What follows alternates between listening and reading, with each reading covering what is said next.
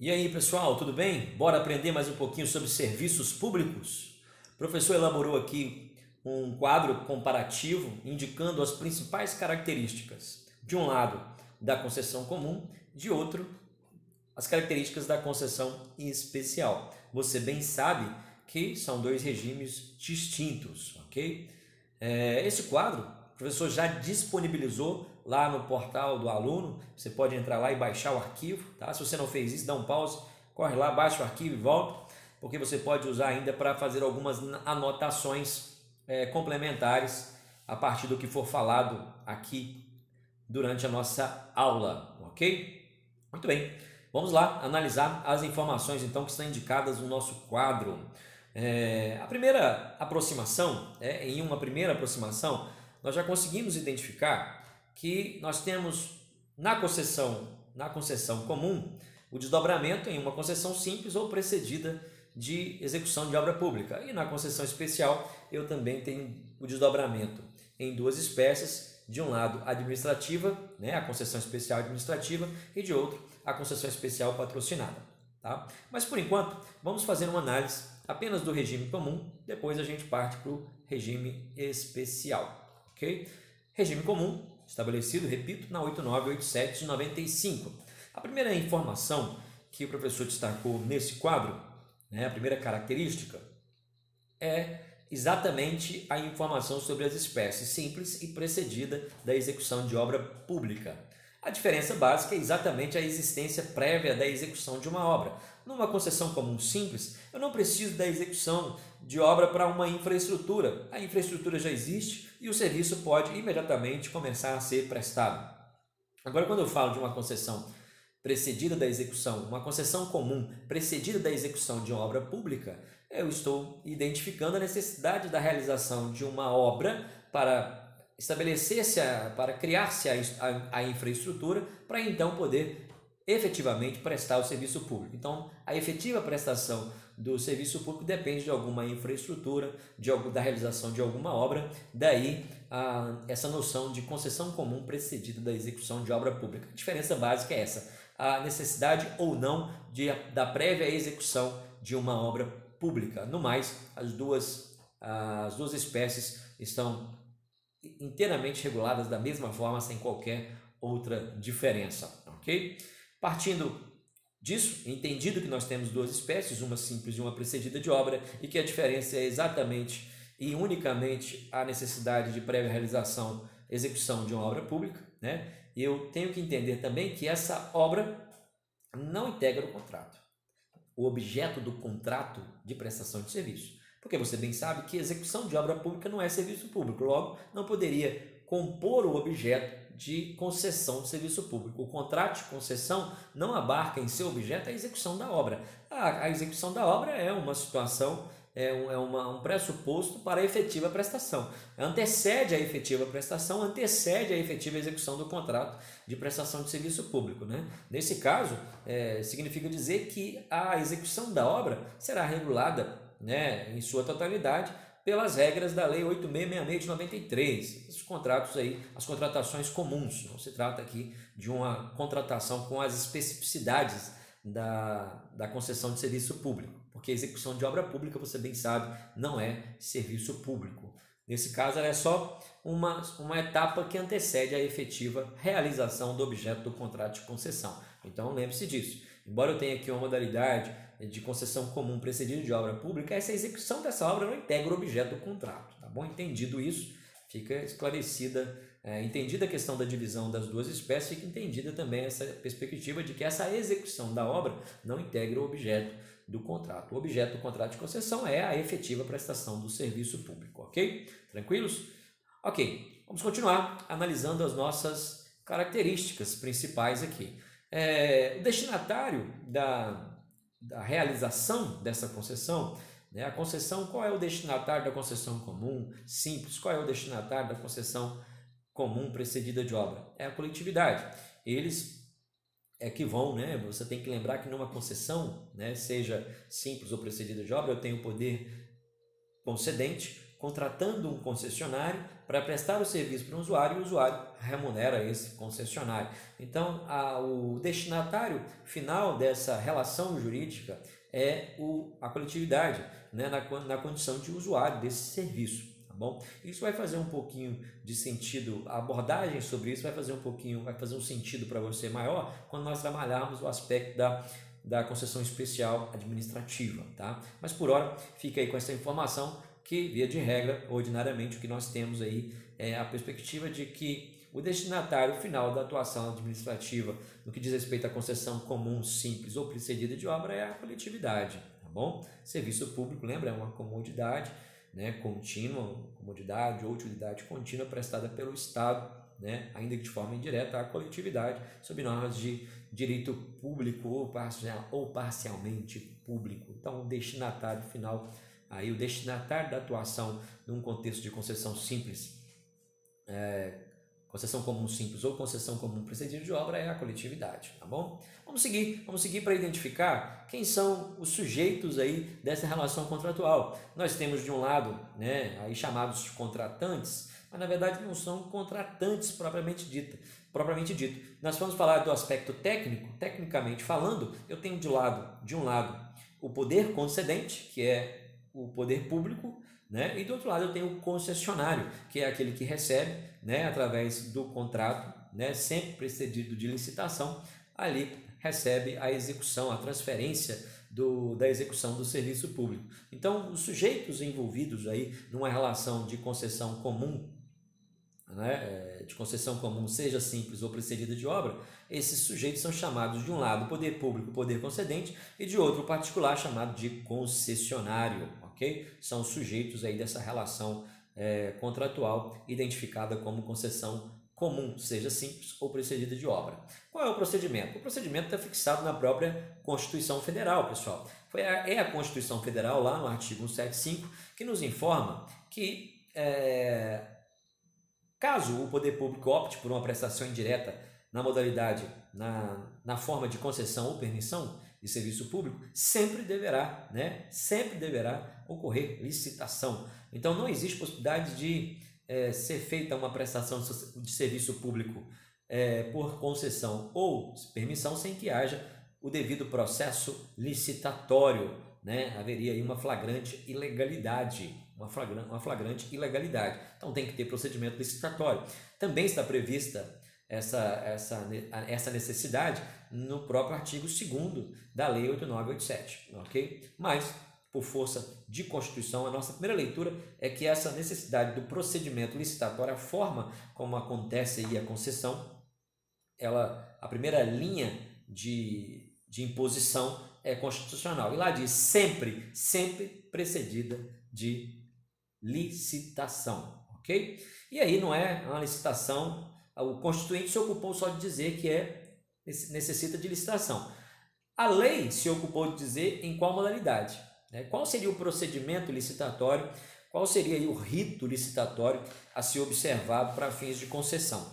E aí a lei lá no artigo 2º diz que a modalidade é concorrência, né? Então a modalidade seria a modalidade de concorrência prevista lá no artigo 2º da Lei 8987. Então não basta que haja licitação, é preciso que haja uma licitação na modalidade de concorrência. E aí nós lembramos que, neste caso, a concorrência, diferente do que acontece lá na 8666 de 93, aqui em serviço público ela é definida em razão do objeto, que é o serviço. Lá na 8666 de 93 ela é definida em razão do valor, né? Então lembre-se, quando eu falo de concessão, e concessão nos termos da 8987, eu falo em concessão na modalidade, eu falo em licitação na modalidade concorrência. Quando eu falo em concessão e a necessidade de licitação, né, vamos melhorar aqui, quando eu falo em concessão comum, simples ou precedida de obra, e a necessidade de licitação, eu penso em concorrência. É a disposição da Lei 8987/95, tá bom? Lembre-se disso.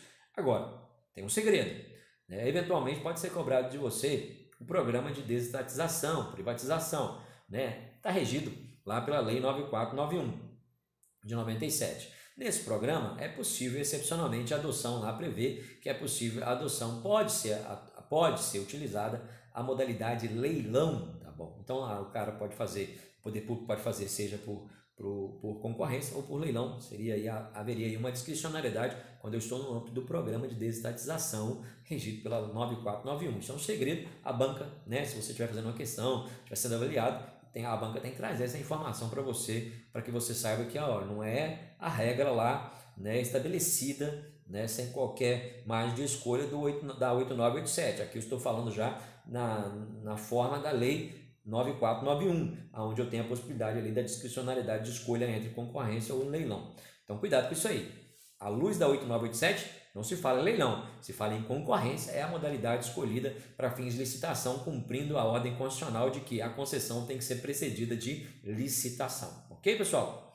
Bom, quem é o responsável pela remuneração, né? Quem que é o responsável pela remuneração quando eu falo de uma concessão comum, seja simples ou precedida da execução de obra pública?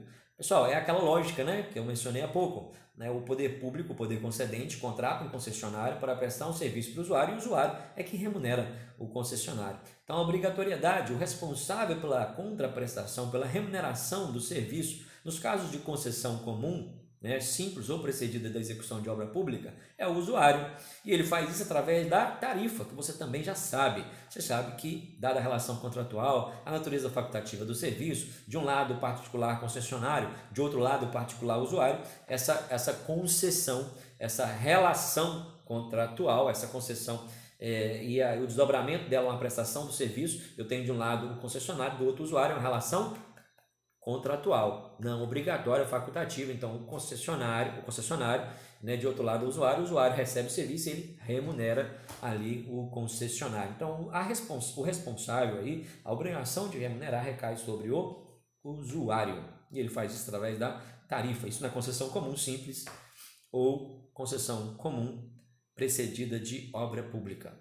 Falar em responsabilidade civil, a gente já mencionou sobre isso em alguns encontros para trás.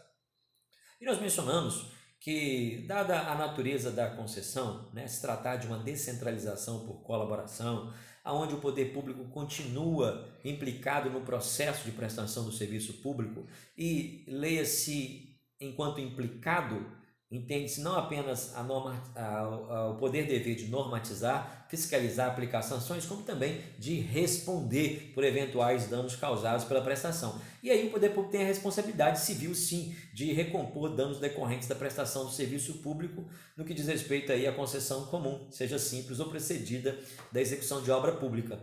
Só que você precisa lembrar que, de acordo com o 37, parágrafo 6º, a leitura inteligente que se extrai do artigo 37, parágrafo 6º, é que primeiro responde o concessionário, né? Mesmo porque a concessão, né, o exercício, a prestação do serviço público, a exploração do serviço público pelo concessionário ocorre por conta e risco do concessionário, tá bom? A gente consegue extrair isso do artigo 2º da lei 8987 e também do artigo 25, que é claro em dizer que o poder público responde ali, que o concessionário responde ali por danos causados a terceiro. Mas lembre-se, o poder público não fica irresponsável, né?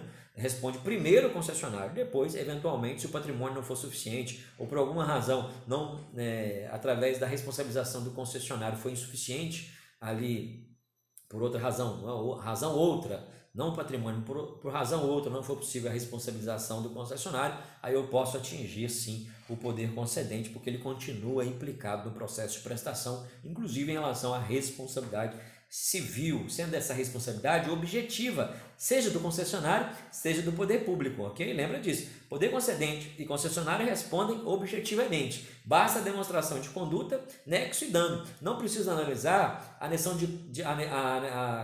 noção de culpa em sentido amplo, dolo ou culpa em sentido estrito, né? Negligência, imprudência e imperícia. Não preciso. Basta que haja uma conduta. Sequer é preciso analisar a licitude do comportamento, se foi um ato ilegal ou não. Não preciso disso. A responsabilidade objetiva não se ocupa de analisar elementos subjetivos da conduta e nem a ilicitude da conduta. Basta que haja conduta e que essa conduta tenha um nexo, né, um vínculo com o resultado lesivo para caracterizar a responsabilidade, seja em relação ao concessionário, seja em relação ao poder concedente. Agora, lembre-se, o concessionário responde primeiro, o poder concedente responde depois. O poder concedente é responsabilidade secundária.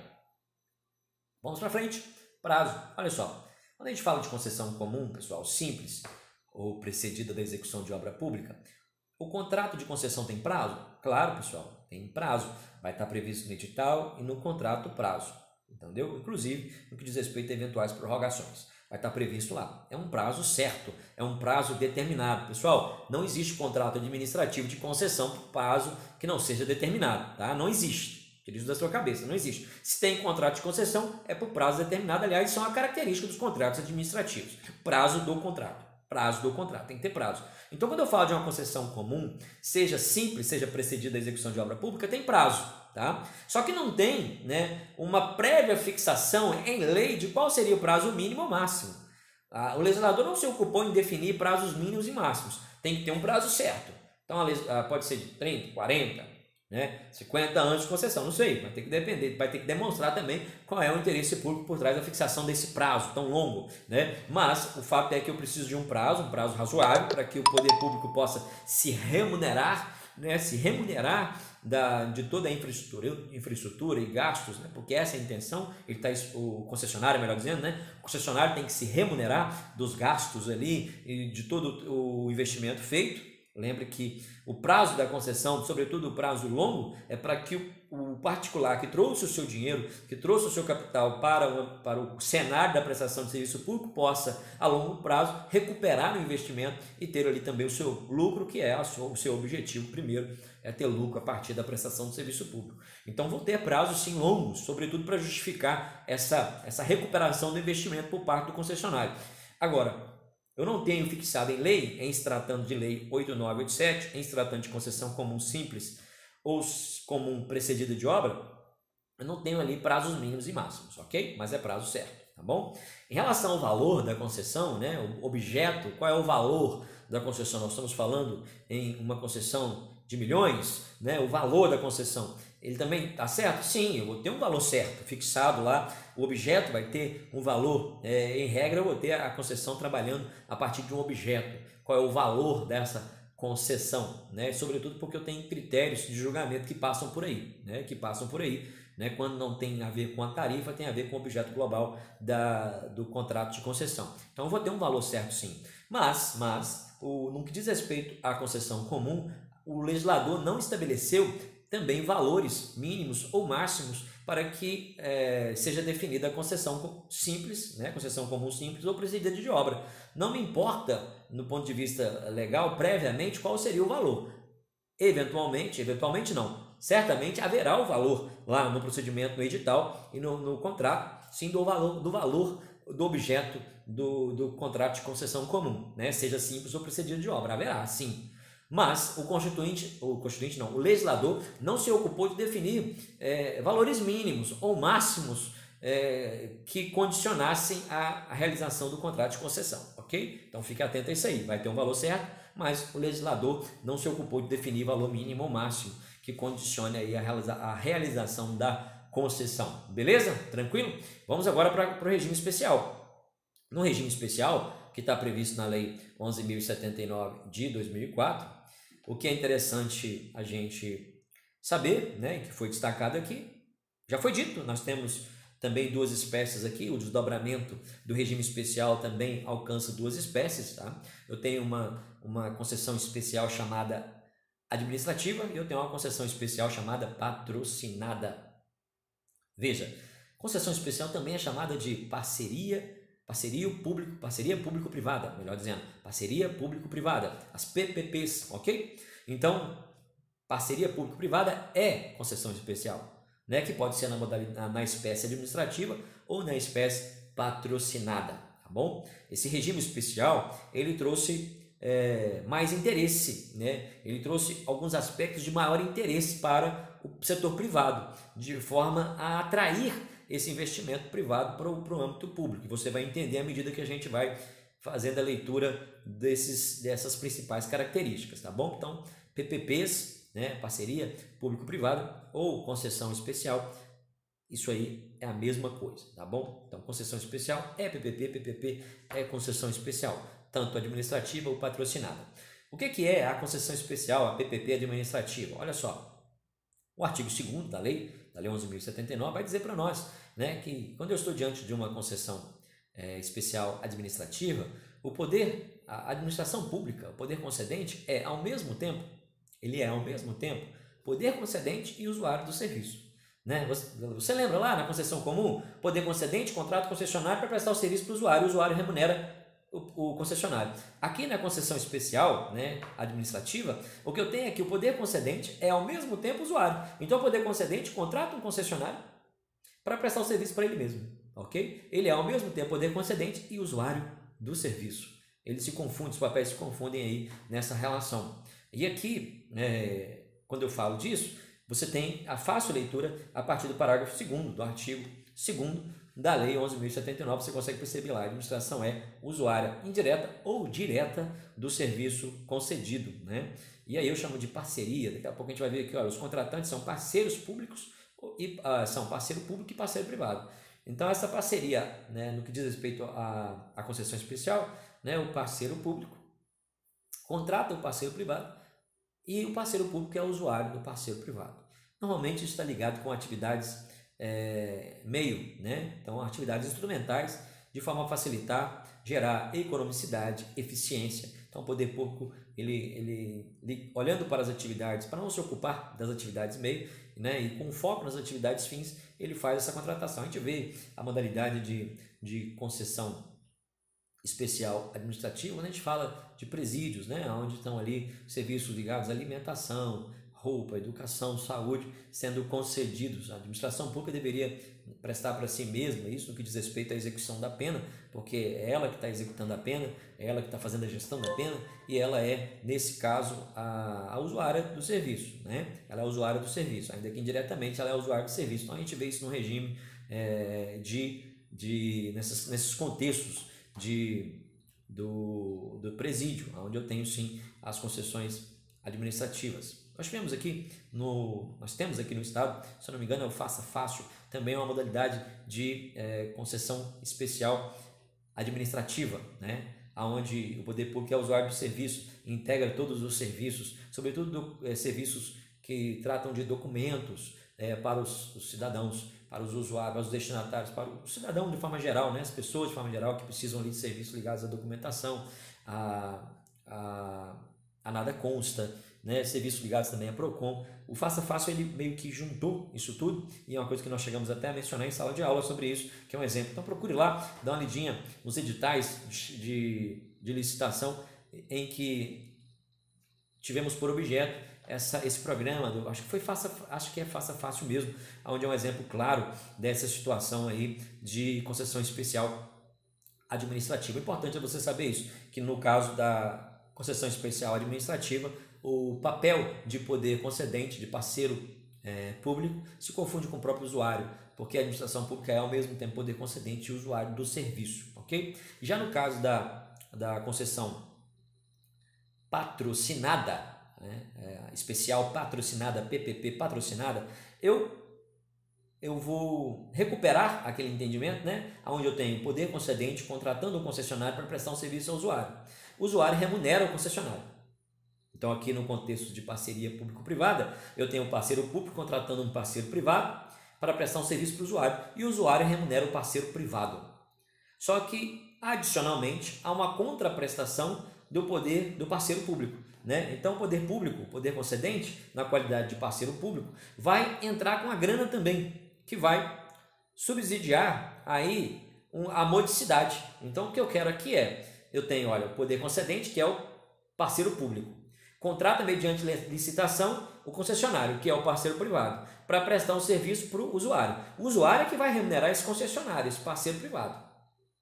Ok? Só que, adicionalmente, para que a tarifa fique barata, entra o parceiro público, que é o poder concedente, com a grana para subsidiar isso. Uma contraprestação adicional. É um dinheiro que patrocina, que entra para favorecer a modicidade das tarifas. Agora, fique atento, porque lá no artigo 10 da 11.079 vai dizer que essa participação, né, adicional do poder público não pode suplantar 70% da remuneração do parceiro privado, né? Não pode suplantar, salvo autorização legal. Então tem que ter lei para autorizar que essa participação do poder público exceda aí os 70% da remuneração do parceiro privado. Então é chamada patrocinada porque tem essa grana a mais e essa grana vem do poder público, né? Eu tenho aí uma sutil mudança nessa relação toda, né? Porque normalmente qual é a regra que nós temos?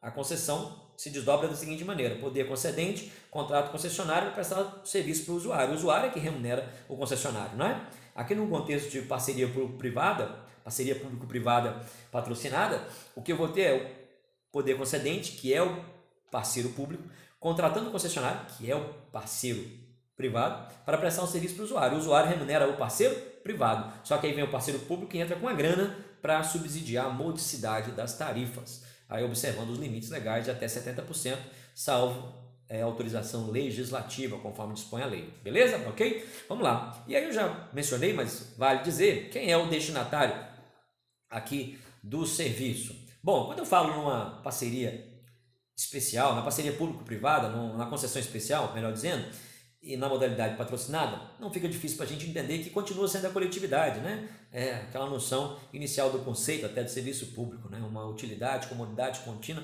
prestada pelo Estado, ainda que indiretamente, para a coletividade. A coletividade é a destinatária, né? Na condição de destinatária do serviço público, quando eu estou diante de uma... E você não tem dificuldade de identificar isso, né? Quando eu estou diante de uma concessão, seja lá na concessão comum, né, simples ou precedido de obra, seja aqui na concessão especial patrocinada, porque ainda tem a figura do usuário, né, o usuário ali na sua concepção ordinária, natural. Agora, quando eu sou diante de uma concessão administrativa, pessoal, o destinatário direto é o próprio poder concedente, porque ele é o usuário, lembre-se disso. Então, numa concessão especial administrativa ou PPP administrativa, eu tenho aí a figura do destinatário direto como sendo o poder concedente. A leitura, inclusive, a gente faz do parágrafo 2º do artigo 2º da Lei 11.079. Bacana? Os sujeitos aí envolvidos no processo, no contrato, né, na relação jurídica de concessão, aí eu tenho de um lado o parceiro público e de outro o parceiro privado. São chamados de parceiros. Na verdade, existe uma parceria, né? E isso é importante.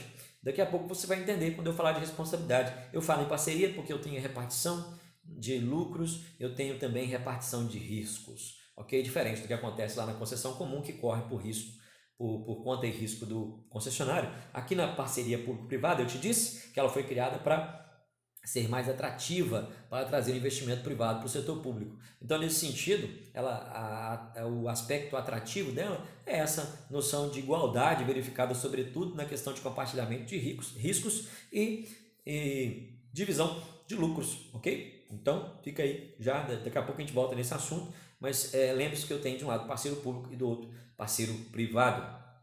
Pessoal, no que diz respeito ao procedimento, não muda nada em relação ao nosso regime comum. Eu tenho a necessidade de uma licitação, está prevista no 75, né, e volta a ser também estabelecida na própria 11.079, artigo 10 vai falar para nós sobre a necessidade de licitação e licitação na modalidade de concorrência, e aí você só tem aquela informaçãozinha que é segredo, que você só vai realmente mencionar se numa eventual questão, alguma menção for feita ao programa de desestatização, alguma menção for feita à Lei 9491, porque lá eu tenho a possibilidade também do leilão, como sendo uma margem de escolha ali, o poder concedente poderia optar entre a concessão por meio da licitação na modalidade de concorrência ou pela concessão pela licitação na modalidade de leilão, em se tratando de programa de desestatização regido ali pela legislação 9491 de 97. Então, mas a nossa regra, partindo da leitura da 11.079, é licitação e na modalidade de concorrência, observando aí isso para não ter nenhuma confusão, pessoal. Fique esperto com isso aí, ok? Continuando, falamos de responsabilidade. Veja, olha só, falar em responsabilidade, nós temos dois aspectos aqui para lembrar. Falar em responsabilidade é pensar... responsabilidade civil é pensar naquela necessidade do poder público ainda estar implicado em eventual responsabilização por dano causado. Então é igualzinho lá nós vimos no que diz respeito à concessão comum, e o que muda aqui, pessoal, é a possibilidade de compartilhamento de lucros e de riscos, que nós vamos ver depois na observação. Mas pense em responsabilidade Pensar em responsabilidade, pense ela amplamente. E, de maneira específica, no que diz respeito ao artigo 37, parágrafo 6º, ela continua igual na concessão comum. O parceiro público responde perante terceiro que tenha sido lesionado pela atividade do parceiro privado, ok? Permanece isso aí. Mas, tirando esse aspecto, no ponto de vista da responsabilidade geral, né, eu falo em compartilhamento de riscos. Então, o parceiro privado não está sozinho, né? O parceiro público responde junto com ele, diante de eventuais crises, situações de crise econômica, problemas ligados mesmo à capacidade financeira, crises de mercado. Então, o parceiro público chega junto, né? Essa é uma das questões que tornam atrativas a concessão especial, assim entendida como PPP, regida pela 11.079. O professor pulou ali o que diz respeito à responsabilidade pela remuneração. Olha só, vamos voltar então um pouquinho, uma linha acima. Quem é o responsável pela remuneração? Aí depende, se a concessão administrativa, o responsável é o parceiro público, ok? Se a concessão é patrocinada, a responsabilidade é do usuário com o implemento de uma contraprestação adicional pelo parceiro público, ok? Então, preste bem atenção nisso, veja que muda bem em relação à concessão comum. Enquanto na concessão comum o responsável é só o usuário do serviço, né? Aqui na concessão especial eu tenho a figura da administração pública como usuário. Quando eu falo da concessão especial administrativa, ela é a usuária, então ela é responsável, então o parceiro público é que é responsável. Quando eu falar de concessão especial administrativa, é o parceiro público que é responsável pela remuneração.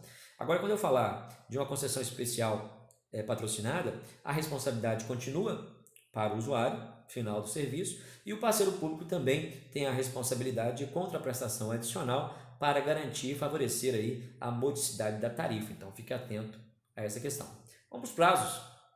Nós temos aqui a figura dos prazos. Quando nós falamos dos prazos, a gente tem que lembrar que lá na concessão comum não tinha prazo previamente estabelecido. Aqui tem, tá bom, pessoal? Quando eu falo de concessão especial, quando eu falo de PPP, o prazo é certo e o legislador fixou o prazo mínimo e máximo.